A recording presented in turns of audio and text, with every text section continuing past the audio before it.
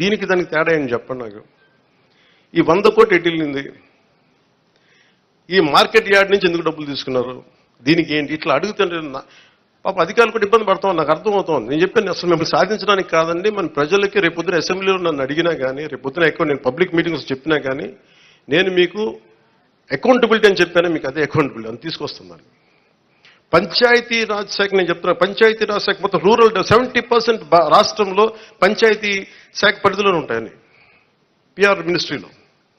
నా కోరిక ఏంటంటే ఈ 5 సంవత్సరాల్లో మనం 100% ఎలా కొట్టామో స్ట్రైకింగ్ 21 out of 21 ఎలా కొట్టామో, అలాగా రక్షిత మంచినీరు అసలు లేని గ్రామం లేదు అని అనిపించుకోవాలి నా కోరిక.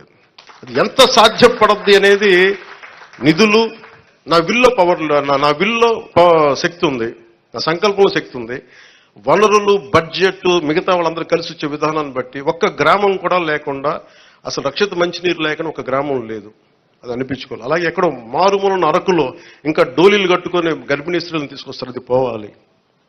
నా కోరిక ఏంటంటే నేను మన పోరాట యాత్ర అప్పుడు నేను అరకు తిరిగాను. నేను అరకుకి వెళ్ళి ప్రతి కుగ్రామం తిరగాలి. అక్కడ నేను మరి